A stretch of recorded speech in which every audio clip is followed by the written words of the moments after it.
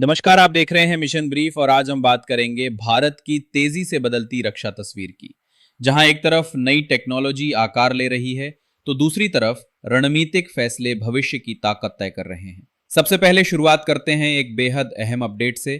सुदर्शन चक्र project DRDO chief ने confirm किया है कि इस एडवांस्ड एयर डिफेंस सिस्टम की फीजिबिलिटी रिपोर्ट अब तैयार है और इसे डिफेंस मिनिस्टर की मंजूरी के लिए भेजा जा चुका है। आसान भाषा में समझें तो भारत अब एक ऐसे इंटीग्रेटेड मिसाइल डिफेंस नेटवर्क की ओर बढ़ रहा है जो अलग अलग सिस्टम्स को जोड़कर एक लेयर्ड शील्ड बनाएगा। इसमें सिर्फ ट्रैकिंग और इंटरसेप्शन ही नहीं, बल्कि भविष्य में डायरेक्टेड एनर्जी वेपन्स जैसे एडवांस्ड कॉन्सेप्ट्स भी शामिल हो सकते हैं। खास बात यह है कि इसे एक साथ पूरी तरह तैनात नहीं किया जाएगा, बल्कि फेज बाय फेज डेवलप किया जाएगा, ताकि हर स्टेप पर नई टेक्नोलॉजी को बेहतर तरीके से शामिल किया जा सके। अब इसी के साथ एक और बड़ी खबर सामने आई है। भारत छठे जनरेशन फाइटर प्रोग्राम को लेकर यूरोप के साथ संभावित साझेदारी पर विचार कर रहा है। FCAS और GCAP जैसे प्रोग्राम्स के बीच भारत अपने विकल्प तलाश रहा है। लेकिन यहां चुनौती सिर्फ टेक्नोलॉजी नहीं है, बल्कि फंडिंग, इंडस्ट्रियल शेयरिंग और लॉन्ग टर्म स्ट्रेटेजिक कंट्रोल भी उतना ही अहम है। भारत की कोशिश साफ है, विदेशी सहयोग के साथ साथ अपनी इंडिजिनस कैपेबिलिटी को भी मजबूत करना। और इसी रणनीति का एक दिलचस्प उदाहरण हमें देखने को मिलता है फ्लाइंग वेज के नए UCAV कॉन्सेप्ट में। ये एक high subsonic AI powered stealth drone होगा जो मॉबिंग स्वॉर्म टैक्टिक्स पर काम करेगा। मतलब एक बड़ा और महंगा प्लेटफॉर्म भेजने के बजाय कई छोटे छोटे ड्रोन मिलकर दुश्मन की डिफेंस को ओवरवेल्म करेंगे।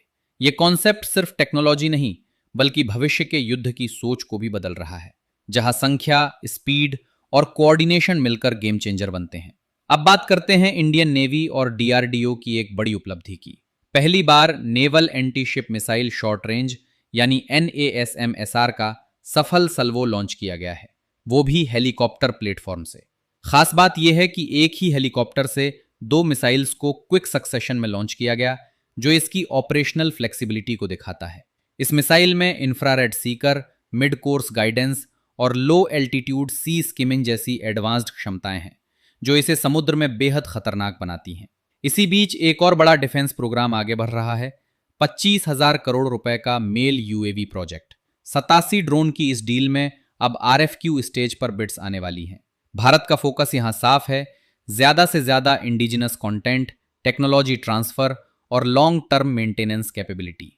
ये सिर्फ ड्रोन खरीदने का मामला नहीं है, बल्कि एक पूरा इकोसिस्टम बनाने की कोशिश है।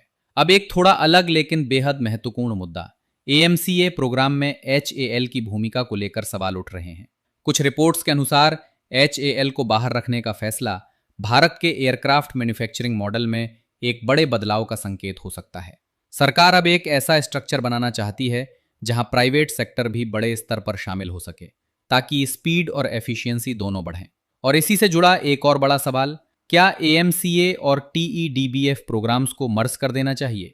कुछ एक्सपर्ट्स मानते हैं कि इससे रिसोर्सेज का बेहतर इस्तेमाल होगा और लॉजिस्टिक कॉमनैलिटी भी बढ़ेगी। लेकिन दूसरी तरफ दोनों प्लेटफॉर्म्स की अलग अलग ज़रूरतें इस फैसले को जटिल बनाती हैं। अब अंत में बात उस चीज़ की जो हर एडवांस्ड फाइटर जेट की रीढ़ होती है, इंजन।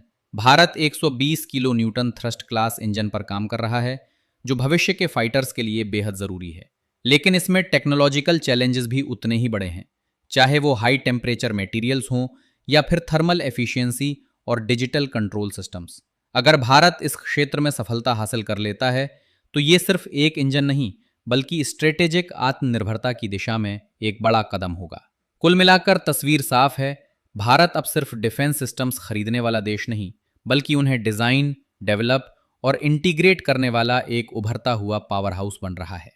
हर एक प्रोजेक्ट, चाहे वो मिसाइल हो, ड्रोन हो या फाइटर जेट, एक बड़े विजन का हिस्सा है। अगर आपको ये वीडियो पसंद आया हो तो इसे लाइक करें, अपने विचार कमेंट में ज़रूर बताएं और चैनल को सब्सक्राइब करके मिशन